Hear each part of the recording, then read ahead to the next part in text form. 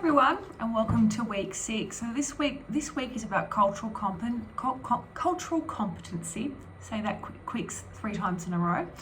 And it's looking at the way in which historical influences have impacted the development of Torres Strait Islanders and Aboriginal communities. So this reflection is designed to help you use theories, so like intersectionality, like the Crenshaw video earlier in the module, as well as the video that isn't working. I'm sending an IT request for that. And looking at how these ideas, these scholarly ideas and concepts can be applied to real world examples.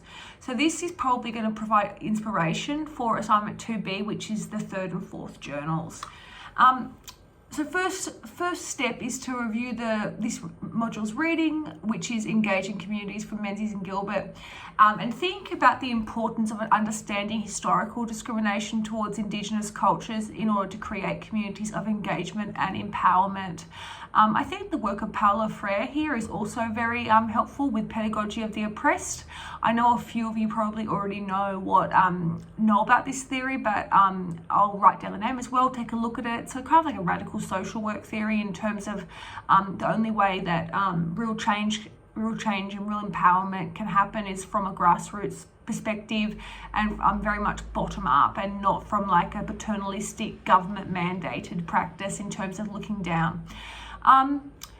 So we need to consider the practices, principles and strategies outlined in the reading that non-Indigenous social workers may use to connect with Indigenous people. Why is it important to be culturally competent in these scenarios? And how could things like cultural ignorance and constructions of otherness that very much goes hand in hand with whiteness hinder community collaboration and development from the ground up? When you're posting your response, please make a connection with your ideas and the module's reading, which is the Menzies and Gilbert one, using the correct referencing and citation where necessary. Please feel free to post a reply to a peer and identify ways in which your own identity and culture may shape assumptions about others. How culturally competent do you consider yourself? Personally, over the last 4 years, I've very much made a big focus on trying to be more culturally competent. It's also been very helpful in terms of the people that I teach with at Western Sydney University, and the close study that I've done of the First Peoples Disability Network with my colleague Dr. Scott Avery.